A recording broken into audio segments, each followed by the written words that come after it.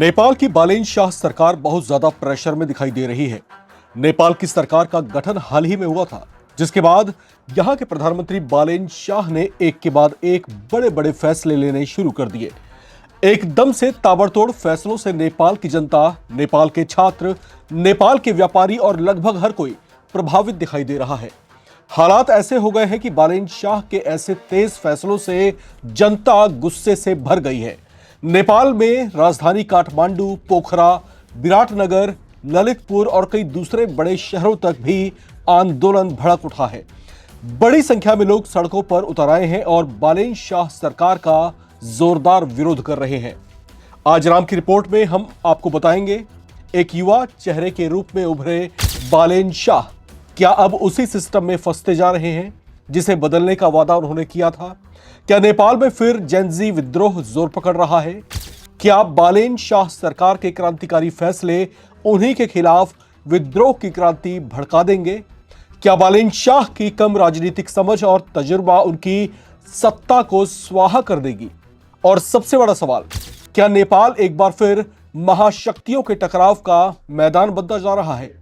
नमस्कार, मैं हूं राम विश्वकर्मा, आप देख रहे हैं नवभारत टाइम्स। नेपाल में एक बार फिर से जेनजी आंदोलन जोर पकड़ता दिखाई दे रहा है, लेकिन मामला यहां तक सीमित नहीं है, क्योंकि बालेन शाह सरकार पर बाहरी दबाव भी बहुत ज्यादा दिख रहा है। नेपाल में नई सरकार का गठन होते ही चीन और अमेरिका अपने अपने तरीके से इसे अपने प्रभाव में लेने की कोशिश कर रहे हैं। साथ ही भारत भी नेपाल के साथ अपने मैत्रीपूर्ण संबंध मजबूत करने में जुटा दिख रहा है। बात यहां तक तो समझ आती है, लेकिन अमेरिका और चीन नेपाल के साथ जोर जबरदस्ती करते दिख रहे हैं, उस पर अपने फैसले मानने के लिए दबाव बनाते भी दिख रहे हैं। ऐसे में बालेन सरकार जियोपॉलिटिक्स के चक्रव्यूह में फंसती और धंसती हुई सी लग रही है। नेपाल, जहां कुछ महीने पहले तक जेनजी की क्रांति ने पुरानी राजनीति को हिला दिया था, वहीं आज उसी देश में सड़कों पर गुस्सा, सत्ता पर सवाल है और सीमा के बाहर से दबाव है। नेपाल में 2026 का चुनाव सिर्फ सत्ता परिवर्तन का नहीं था, यह एक सिस्टम के खिलाफ बगावत भी थी। एक ऐसा आंदोलन जिसमें युवाओं ने भ्रष्टाचार, बेरोजगारी और पुराने नेताओं के खिलाफ आवाज उठाई, और उसी लहर पर सवार होकर बालेन शाह सत्ता तक पहुंचे थे। 35 साल के इस नेता को देश की उम्मीद माना गया, लेकिन सवाल यह है कि क्या उम्मीद अब संकट में बदल रही है? दरअसल सरकार बनते ही बालेन शाह ने ताबड़तोड़ फैसले लेने शुरू कर दिए।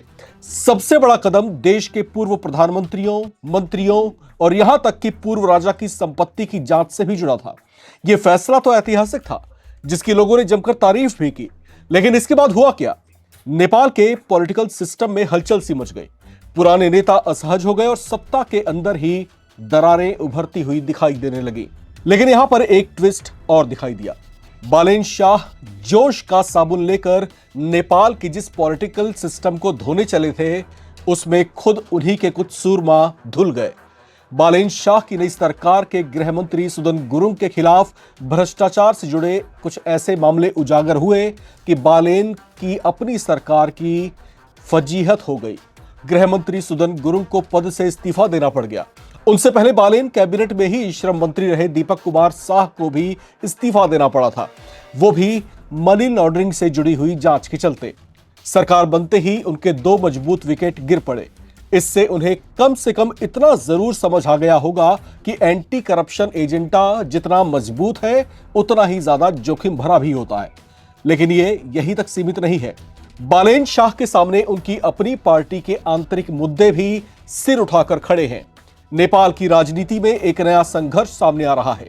बालेन शाह और उनकी ही पार्टी के नेताओं के बीच मतभेद। रिपोर्ट्स बताती हैं कि सत्ता के भीतर खींचतान शुरू हो चुकी है और बालेन शाह को इंपोर्टेड पीएम तक कहा जा रहा है। यानी जो नेता सिस्टम बदलने आया था, वो खुद सिस्टम के अंदर फंसता हुआ दिखाई दे रहा है। अब जिस जेनजी ने सरकार बनाई, वही अब सड़कों पर दिखाई दे रही है। नेपाल की राजधानी काठमांडू से लेकर बड़े शहरों तक विरोध के संकेत मिल रहे हैं। ये वही युवा हैं जिन्होंने 2025 में आंदोलन करके सरकार गिराई थी, और यही सबसे बड़ा खतरा है।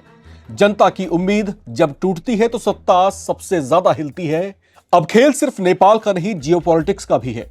नेपाल सिर्फ एक छोटा सा देश नहीं, जियोपॉलिटिकली ये काफी स्ट्रेटेजिक अहमियत भी रखता है। ये भारत, चीन और अमेरिका के बीच का सबसे संवेदनशील रणनीतिक पॉइंट जैसा है। और अब बालेन शाह उसी जियोपॉलिटिकल चक्रव्यूह में है। अब जानते हैं कि भाई इनकी अपेक्षा आखिर है क्या। चीन क्या चाहता है? चीन चाहता है कि नेपाल उसकी बेल्ट एंड रोड रणनीति में बना रहे। अमेरिका की चाहतें भी इससे जुड़ी हैं। अमेरिका क्या चाहता है?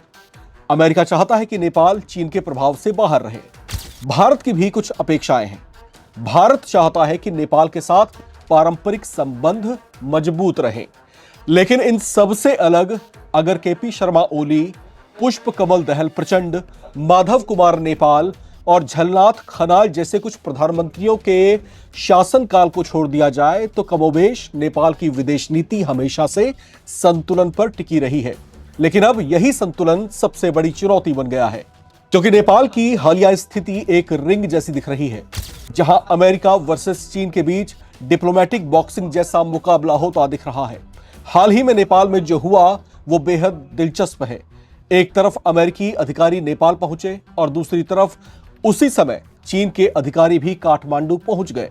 ये सिर्फ कूटनीति नहीं, एक साफ संकेत है कि नेपाल अब एक रणनीतिक युद्ध का मैदान बन चुका है। नेपाल में एमएमसी यानी मिलेनियम चैलेंज कॉरपोरेशन अमेरिका का सबसे बड़ा टूल है। इसके तहत नेपाल को $500 मिलियन का बड़ा निवेश मिला है, जो सड़क और बिजली जैसे इंफ्रास्ट्रक्चर प्रोजेक्ट में लगाया गया है। लेकिन चीन को डर है कि यह सिर्फ निवेश नहीं बल्कि अमेरिका का रणनीतिक प्रवेश है। इसलिए चीन नेपाल को बार बार चेतावनी देता रहा कि एसपीपी में मत जाओ, स्टारलिंक जैसे प्रोजेक्ट से दूर रहो। यानी नेपाल के हर फैसले पर अब जो है बाहरी नजर टिकी हुई है। इसमें भारत का रोल कुछ जटिल समीकरण जैसा है। भारत और नेपाल के संबंध ऐतिहासिक रहे हैं। खुले बॉर्डर, सांस्कृतिक जुड़ाव और आर्थिक निर्भरता इन दोनों देशों की आपसी समझबूझ का जो है परिचय रही है। कुछ अंतर्राष्ट्रीय विशेषज्ञों का यह कहना है कि अमेरिका की नीति साफ यही कहती है कि नेपाल पर जो है भारत का पूरा प्रभाव ना रहे। चीन भी यही चाहता है कि नेपाल पर भारत का प्रभाव कम हो। यानी कुल मिलाकर बालेन शाह के सामने सबसे बड़ी चुनौती है तीनों शक्तियों के बीच संतुलन बनाकर रखना। लेकिन वे संतुलन तो तब बना पाएंगे जब नेपाल की सत्ता में टिक पाएंगे, क्योंकि नेपाल के मौजूदा हालात देखकर ऐसा लग रहा है कि बालेन शाह सरकार को ये सत्ता बहुत ज्यादा दिन तक रास नहीं आएगी। हालांकि बालेन शाह में शुरू में वहां की जनता का अटूट भरोसा था, जो अब डगमगाता हुआ दिखाई दे रहा है। जिसके बाद इन चर्चाओं ने भी जोर पकड़ना शुरू कर दिया है कि उनका पॉलिटिकल रिजीम भी उसी गति का शिकार होगा जैसे 1990 से बाकी सरकारों का होता आया है। दरअसल नेपाल का राजनीतिक इतिहास ऐसा रहा है कि यहां पर 1990 के बाद से कोई भी सरकार स्थिर नहीं रह पाई है और अपना कार्यकाल पूरा करने से पहले ही किसी ना किसी वजह से गिरती रही है। राजनीतिक विशेषज्ञों के मुताबिक बालेन शाह को अगर नेपाल की सत्ता में बने रहना है तो उन्हें 3 बड़ी चुनौतियों से लड़ना और जीतना होगा। आखिर क्या है वो 3 बड़ी चुनौतियां? देखिए, पहली बड़ी चुनौती है जनता की उम्मीदों पर खरा उतरना, सरकार के अंदर की खींचतान को संभालना और भारत, चीन, नेपाल के बीच में बेहतर तालमेल और संतुलन बनाकर रखना। बहरहाल नेपाल आज सिर्फ एक देश नहीं बल्कि एक जियोपॉलिटिकल चेस बोर्ड बन चुका है, जहां हर चाल दिल्ली, बीजिंग और वॉशिंगटन तक असर डालती है। और इस खेल के बीच खड़े हैं एक युवा प्रधानमंत्री बालेन शाह, जिन्हें इतिहास बदलना है या फिर उसी इतिहास का हिस्सा बन जाना है। बेशक बालेन शाह की छवि एक समर्पित, जोशीले, जुझारू और क्रांतिकारी विजनरी जैसी दिख रही हो, लेकिन वे वाकई ऐसी काबिलियत भी रखते हैं। उन्हें ये अपने राजनीतिक कौशल से साबित करके दिखाना होगा। अब सवाल नवभारत टाइम्स के आप तमाम दर्शकों से भी है, क्या बालेन शाह नेपाल को इस चक्रव्यूह से निकाल पाएंगे या फिर नेपाल महाशक्तियों के बीच जोर आजमाइश का अखाड़ा बनकर रह जाएगा? क्या लगता है आपको? लिखकर अपनी राय कमेंट बॉक्स में जरूर शेयर करें। देखते रहें नवभारत टाइम्स।